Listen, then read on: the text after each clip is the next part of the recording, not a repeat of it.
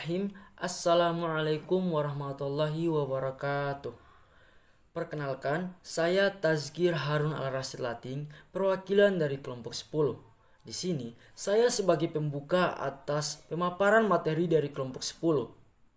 Kelompok kami beranggotakan 4 orang. Yang pertama, Denny Abdullah Nugraha dengan NIM belakang 096, Muhammad Rafli Zakaria dengan NIM belakang 112, Suraya Permatasan Lia dengan NIM belakang 138, dan yang terakhir saya sendiri, Tazkir Harun Al-Rasyid Lating dengan NIM belakang 135. Kelompok kami akan membahas mengenai teori lembaga perwakilan. Lantas, ada berapakah teori lembaga perwakilan dan apa sajakah teori lembaga perwakilan itu? Jadi, teori lembaga perwakilan terdiri atas 4 teori.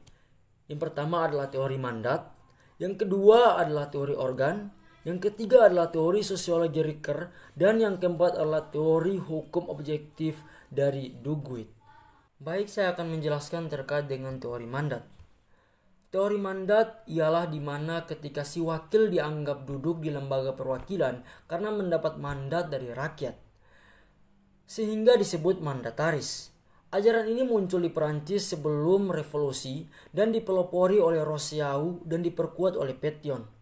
Sesuai dengan perkembangan zaman, maka teori mandat ini pun menyesuaikan diri dengan kebutuhan zaman.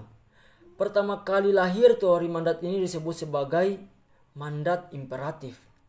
Menurut ajaran mandat imperatif, si wakil bertugas dan bertindak di lembaga perwakilan sesuai dengan instruksi yang diberikan oleh yang diwakilinya.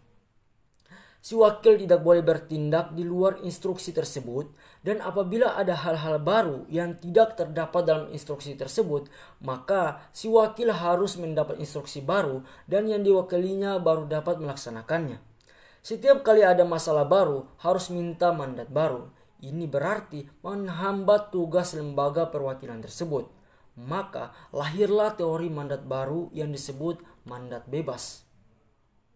Menurut mandat bebas yang dipelopori antara lain oleh Abisiis dan dari Prancis dan Blackstone di Inggris, ajaran ini berpendapat bahwa si wakil dapat bertindak tanpa tergantung dari instruksi yang diwakilinya.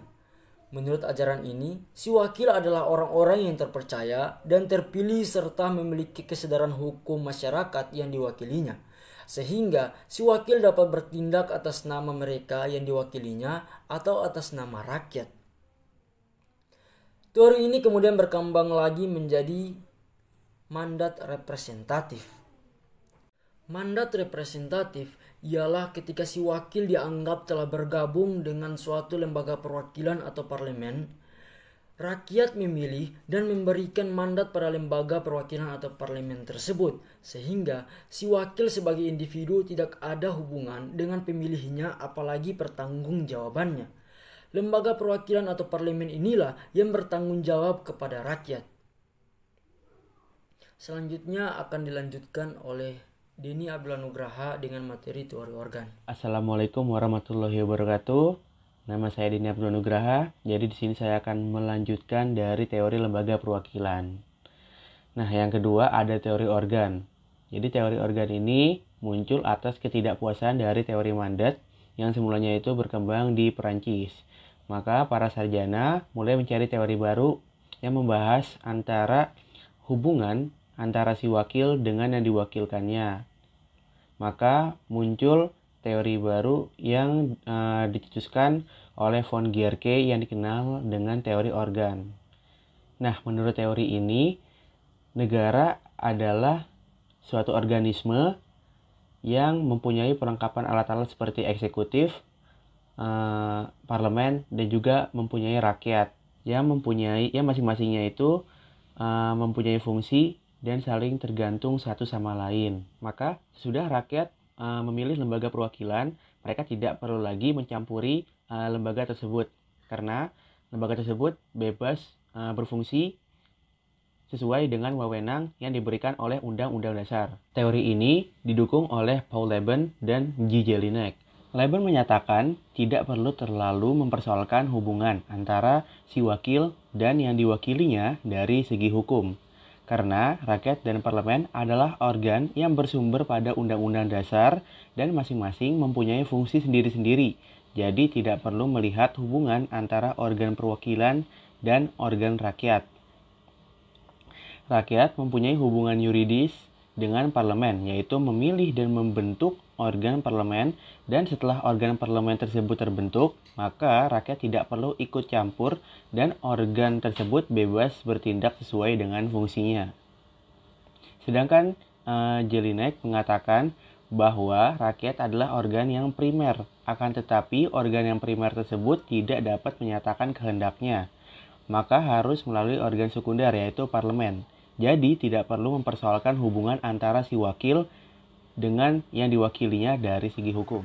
Assalamualaikum warahmatullahi wabarakatuh. Saya Muhammad Rafi Zakaria dengan NIM akhiran 112. Sebelumnya, teman saya sudah menjelaskan teori-teori yang lain, yaitu yang pertama adalah teori mandat, kemudian yang kedua yaitu teori organ, dan selanjutnya teori sosiologi dari Ricker yang saya sendiri akan menjelaskan.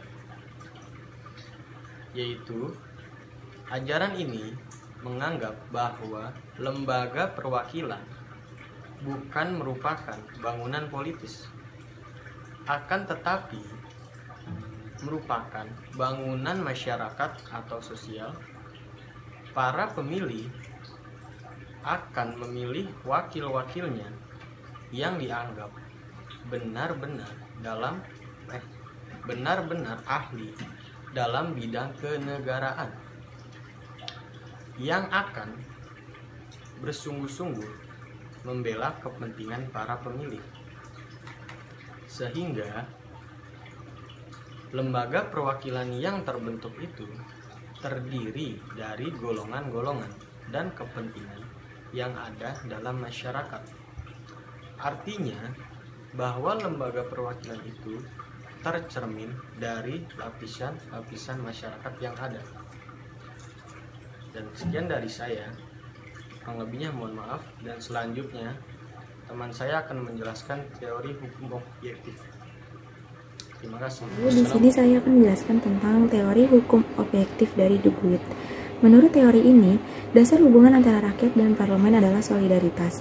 Wakil rakyat dapat melaksanakan tugas kenegaraannya hanya atas nama rakyat, sedangkan rakyat tak akan dapat melaksanakan tugas-tugas kenegaraannya tanpa mendukung wakilnya menentukan wewenang pemerintah. Jadi ada pembagian kerja.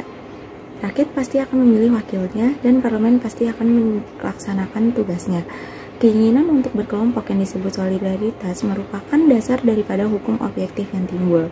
Hukum objektif inilah yang membentuk lembaga perwakilan menjadi satu bangunan hukum dan bukan hak-hak yang diberikan kepada mayoritas yang membentuk lembaga perwakilan tersebut. Akibatnya, yang pertama, rakyat sebagai yang diwakili harus ikut serta dalam pembentukan badan perwakilan, dan cara yang terbaik adalah melalui pemilihan umum yang terjamin terlaksananya solidaritas sosial untuk memungkinkan sebanyak mungkin orang dalam kelompok tersebut turut menentukan. Yang kedua, kedudukan hukum daripada pemilih dan yang dipilih adalah semata-mata berdasarkan hukum objektif. Jadi tidak ada persoalan hak-hak dari masing-masing kelompok. Yang ketiga, dalam melaksanakan tugasnya, si wakil harus menyesuaikan tindakannya dengan kehendak pemilihnya, bukan karena ada hubungan mandat, tetapi karena ada hukum objektif yang didasarkan pada solidaritas sosial yang mengikatnya.